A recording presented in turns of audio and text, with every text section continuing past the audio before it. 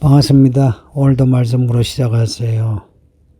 오늘 말씀 요한복음 16장 1절에서 4절입니다. 읽어드릴게요. 내가 이것을 너에게 이르며 너희로 실족하지 않게 하려 함이니 사람들이 너희를 출교할 뿐 아니라 때가 이르며 물은 너희를 죽이는 자가 생각하기를 이것이 하나님을 섬기는 일이라 하리라. 그들이 이런 일을 할 것은 아버지와 나를 알지 못함이라. 오직 너희에게 말한 것은 너희로 그때를 당하며 내가 너희에게 말한 이것을 기억나게 하려 함이요. 처음부터 이 말을 하지 아니한 것은 내가 너희와 함께 있었음이라. 아멘. 예수님이 이 말씀을 하시는 이유는 우리로 실족하지 않게 하려 함이라 이유를 밝히십니다. 우리가 실족한다는 거예요. 실족이 뭔지 아시죠? 넘어져 자빠지는 겁니다. 믿음이 앞으로 가지 못하고 그냥 자빠져서 믿음이 끝나는 겁니다. 예수님이 이 말씀을 안 들으면 나중에 실족한답니다. 지금 14장에서부터 15, 16, 17장까지의 내용을 주의 깊게 읽읍시다. 예수님이 죽으시기 전에 하시는 말씀이니 예수님의 그 마음도 비장하시고 내용도 우리에게 다 필요한 말씀입니다. 특별히 1절에서 이 말씀을 하시는 이유가 우리로 실족하지 않게 하려 함이라. 이 말씀을 잘 들으므로 나중에 실족하지 않습니다. 그런데 이런 말씀을 우리가 잘 듣지 못하고 깨닫지 못하면 나중에 어떤 일을 당할 때에 실족한다는 겁니다. 실제로 지금도 실족한 사람이 많죠. 교회는 나오나 믿음이 더 이상 자라지 못한 채 시간이 갈수록 오래 묵은 성도되어 고이물이 썩듯이 믿음이 썩어가는 성도가 적지 않죠. 이 말씀을 우리가 들으므로 우리의 믿음이 긴장하는 겁니다. 왜냐하면 이제 우리가 당할 일들이 긴장하지 않으면 이 일들을 감당할 수 없으니까요. 지금 예수님이 이 말씀을 하실 때의 상황은 이제 예수님이 죽으십니다. 최후의 만찬 끝나고 기도하시고 이제 다음날 예수님이 죽으십니다. 따르던 목자가 스승이 죽으면 제자들이 어찌 되겠습니까? 목자애는 양이 되겠죠. 그래서 이 제자들이 다 방황합니다. 방황하고 흩어지는 이 제자들 이제 이 말씀을 생각해서 흩어지지 않고 다시 모여 예수님이 하신 말씀을 다 이루라 하는 겁니다. 우리에게도 똑같습니다. 지금 우리의 상황은 2000년 전에 제자들의 상황과 다르지 않습니다. 2000년이 지나면서 이 마지막 때가 가까이 왔고요. 그때가 언젠지는 아무도 모르지만 그러나 이미 그 종말의 계절은 이미 온 것으로 다 아실 겁니다. 교회 밖에 영화나 소설이 종말을 이야기하는데 어느 때인가부터 교회 안에서 종말을 이야기하면 광신자처럼 취급하는 이 기이한 현상을 어떻게 생각하십니까? 성경 복음서가 그렇고 요한계시록 1장에서 22장까지가 예수님의 속에 오신다, 구름 타고 오신다, 준비하라 이렇게 말씀하는데 지금 이 종말 이야기하면 양치기 소년의 거짓말처럼 듣는 이유가 뭘까요? 세상이 악해진 겁니다. 그 2절의 내용, 사람들이 너희를 출교할 뿐 아니라 때가 이르면 물은 너희를 죽인 자가 생각하기를 이것이 하나님을 섬기는 일이라 할 때가 있습니다. 예수님을 죽이고 사도들을 죽이고 그리고 교회를 무너뜨리는 이 유대인들이 나름 하나님을 믿는다고 그랬죠. 하나님을 위한 일을 한다고 했어요. 그 뒤에 나오는 우리가 잘 아는 바울이라고 한 사람, 처음에는 사울이었어요. 이 사울이 교회를 무너뜨리고 교회 다니는 사람을 죽이고자 할 때에 하나님의 일을 한다고 했어요. 큰 열심으로 했는데 예수님을 만나고 나니까 그게 하나님을 향한 열심이 아니었고 그게 사탄의 교수였습니다. 죄인 중에 괴수요 사탄의 꼭두가시처럼 괴수 노릇을 했습니다. 그때만 아니라 지금도 이런 일이 생길 수 있습니다. 우리가 믿음으로 살고자 하면 교회 밖에서 뭐라는 게 아니고 교회 안에 사람들이 뭐라고 합니다. 제가 목사잖아요. 목사들을 만나지 않습니까? 많은 목사님들, 장로님들 이렇게 교회 중직들을 만나면 실은 믿음을 박해야 하고 힘들게 하는 것이 교회 밖의 사람이 아니라 같은 목사들이고 장로들이고 같은 성도들입니다. 왜 그럴까요? 우리는 다 주의 몸된 교회 안에 같은 믿음을 가진 것 같은데, 그런데 알고 보면 같은 믿음이 아니고, 우리가 믿음으로 살고자 하면은 우리를 조롱해요. 잘났다고, 똑똑하다고. 누가 교만한지 모르겠는데, 그럴 때는 저도 헷갈려요. 제가 교만해서 그런 건지.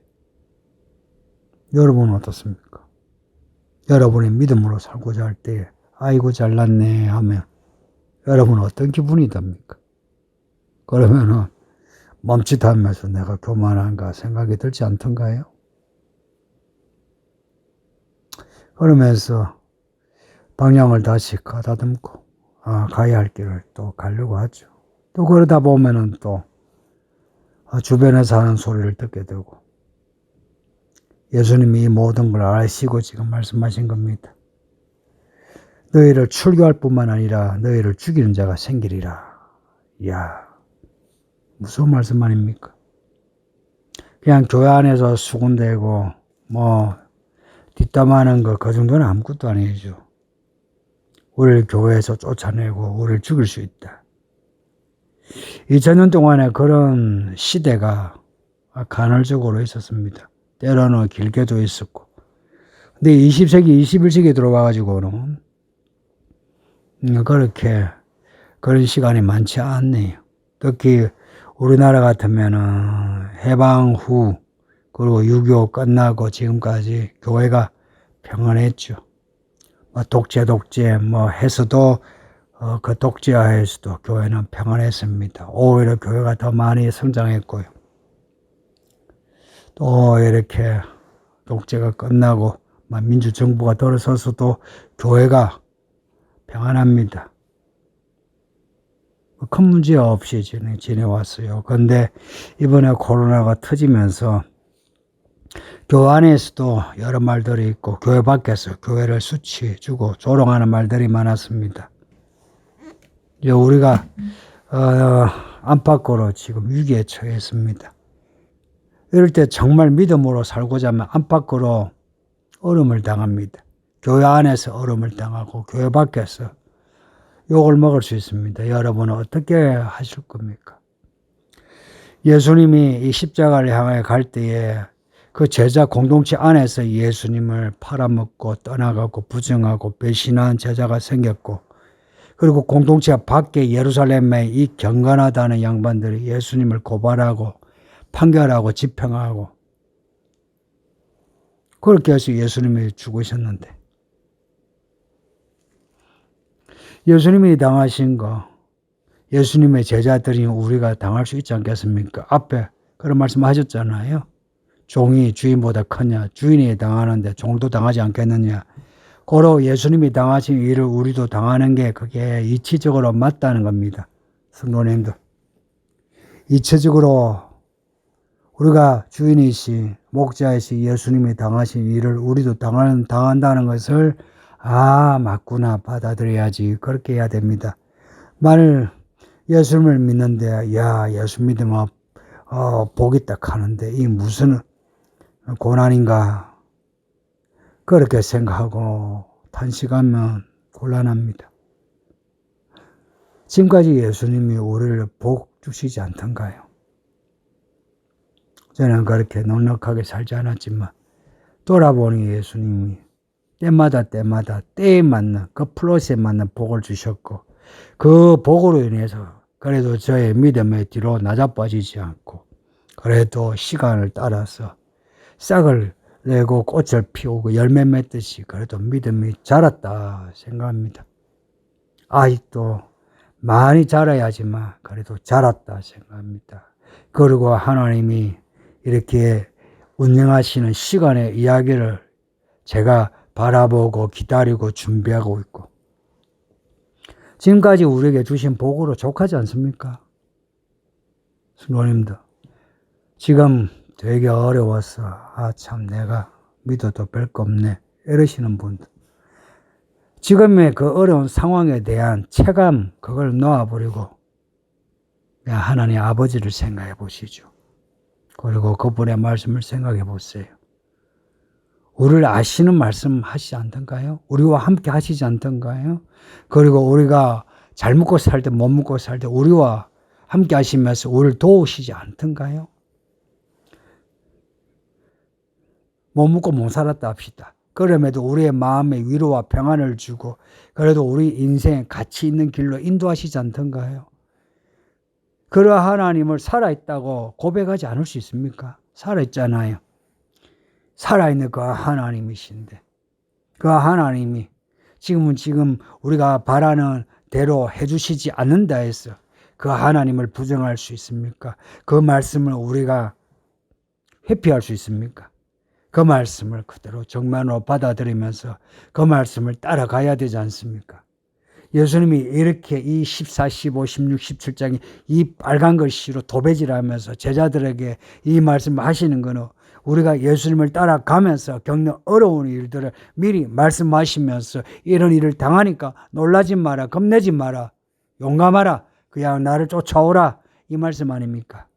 이렇게 예수님이 비장하게 말씀하시는데 왜 우리는 자주 원하는 대로 안 되면 실망하고 낙심하고 원망하고 불평하고 교회 생활에 미지근하고 그렇습니까? 어떻게 우리가 믿은 지 오래되고 나이도 먹는데 미지근할 수 있습니까? 정말 그것은 악한 일입니다. 왜 악한 일이냐? 선하시라 하나님이 그렇게 우리를 위해서 그렇게 일을 하시는데 우리가 그에 대해서 좋은 반응을 하지 않는다는 것은 이것은 악하지 않으면 그럴 수 없는 겁니다. 그 하나님의 선하심에 겨자씨만큼이라도 가졌으면 그 하나님의 인도하심에 우리가 격하게 반응할 할 수밖에 없습니다. 격하게요. 예수님 따라가겠습니다. 내가 넘어져도 따라가겠습니다. 내가 교회 안팎에서 내가 외로울지라도 억울한 일을 당할지라도 욕을 먹을지라도 혹은 내 먹고 사는 게 힘들지라도 따라가겠습니다. 해야 되지 않습니까? 그게 정상이지 않습니까? 그게 양심적이지 않습니까? 그리고 그게 논리적이지 않습니까? 저는 그렇게 종교적이지 못하기에 논리 좋아합니다. 그리고 계산하는 거 좋아합니다. 여러분도 계산 좋아하잖아요. 시간 계산, 돈 계산하죠. 저도 시간 계산, 돈 계산합니다. 아무리 계산해봐도 저의 계산의 결론은 말씀대로 사는 게 가장 인생에 득이 됩니다. 성도님들, 여러분도 그렇게 계산의 결론을 맺어주세요. 그런 거 있잖아요. 1 더하기 1은 2 아닙니까? 2 더하기 2는 4. 이 믿음의 명제가 그런 겁니다. 믿음으로 사는 결과는 더하기의 결과입니다. 빼기 없어요. 더하고 곱하고 기하급수적입니다. 씨를 하나 심었는데 30배, 60배, 100배가 되고요. 1000배, 10,000배가 되고요.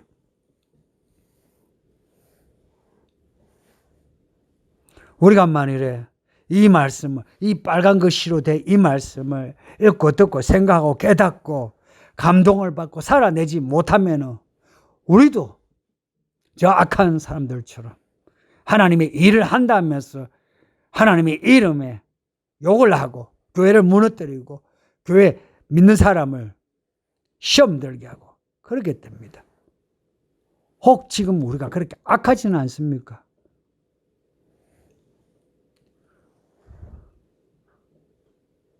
우리 예수님이 십자가에 죽으신 것처럼 우리도 죽기를 각오만 하면 가야 할 길 갑니다. 그런데 죽기를 각오하지 아니하고 우리가 안 죽으려고 살려고 한다면 우리는 어느새 이 2절에 나오는 이런 악한 사람이 됩니다.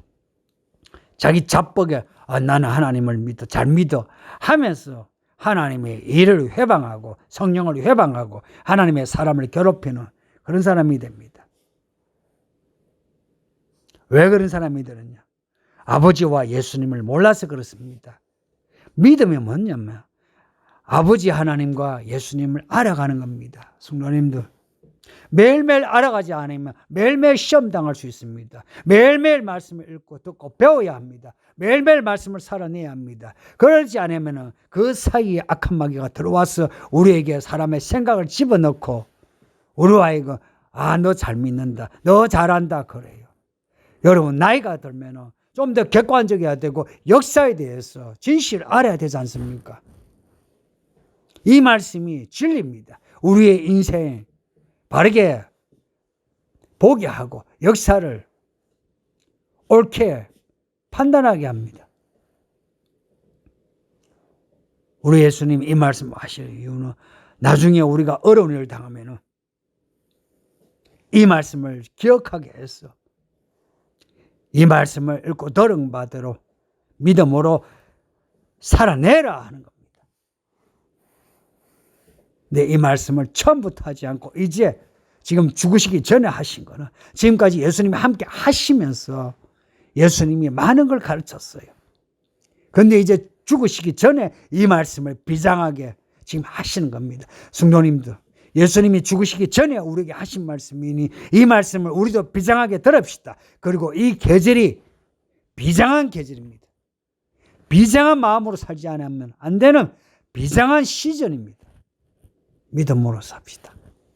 예수님이 이 말씀을 하신 그 열매를 우리가 맺어서 앞으로 무슨 일을 당하든 믿음으로 이겨냅시다. 기도합니다. 아버지 하나님 감사합니다. 우리에게 말씀을 주시니 매일 말씀으로 살게 하시고 이겨나가게 하사 주께 영광이요 우리에게는 복이요 영원한 구원이 있게 하소서. 오늘도 주께서 우리와 함께 하시면 믿사오니 믿음으로 담대하게 살아가게 하옵소서. 예수님 이름으로 기도합니다. 아멘. 야, 성도님 잘 지내세요. 바이바이.